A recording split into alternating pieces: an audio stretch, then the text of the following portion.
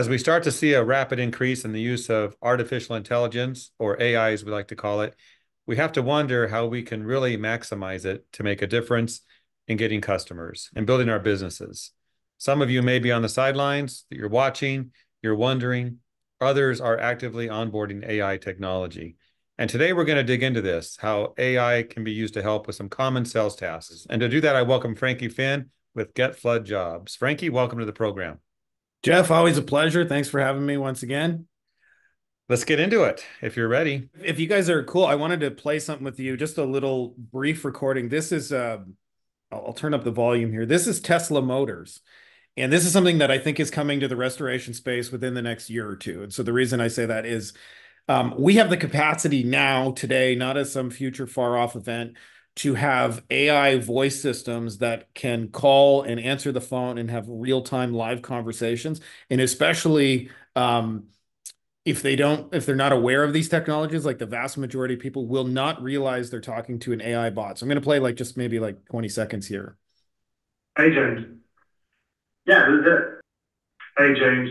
It's Alexander from Tesla Motors. How's your day going so far? It's going pretty good, my man. How about yourself? You said from Tesla, right? It's a car company? Yeah, that's right. I'm calling from Tesla Motors, the car company. Did you have any trouble or questions while customizing your car on our website?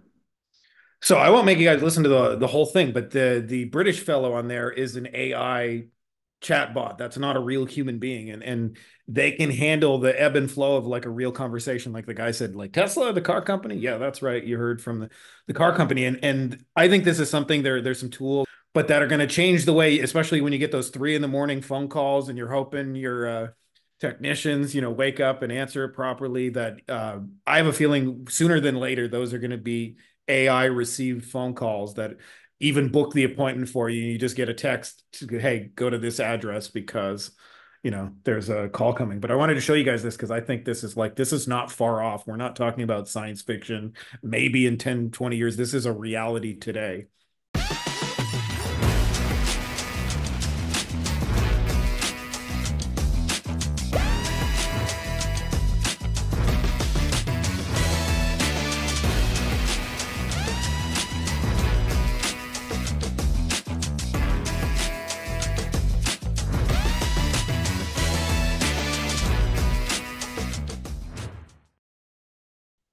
Well, Frankie, I have to admit, I should admit this, but I have engaged chatbots before thinking they were real people. And it took a little bit of time. Like, oh, wait a second. This is not, this is a, this is AI.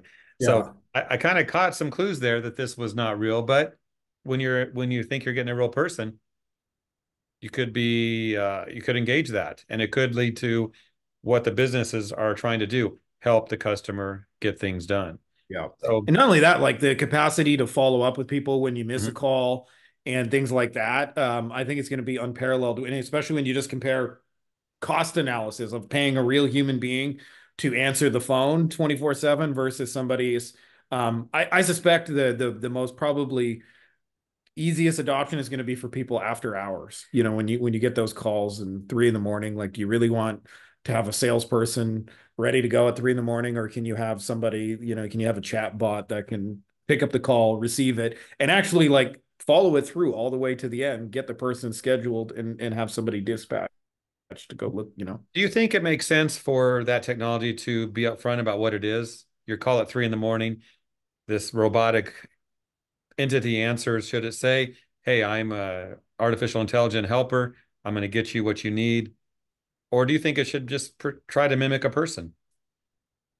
Um, well, I think, I would personally prefer to know that I'm talking with an AI, but I have a feeling that's not how most people are going to use it. You and I were remembered when everybody switched their customer service to a real live human being to press one, blah, blah, blah. And those things are kind of annoying. But this is more like one of the differences with these is even to somebody like you mentioned, like, of AI, you've seen these tools. It's not always like immediately obvious to you that that's what you were interfacing with. So I have a feeling most people are going to use it from that perspective, is that there's going to be a whole lot of AI conversations that people don't know. I've even seen like kind of more unscrupulous ones where you can clone somebody's voice. And I saw somebody got extorted for like $50,000 the other day, where they pretended to be the daughter and said, we kidnapped your daughter and let me play a message from her. And then they used the clone version of her voice and said, well, we're only going to free her if you give 50,000. Meanwhile, the daughter was away on vacation and just unreachable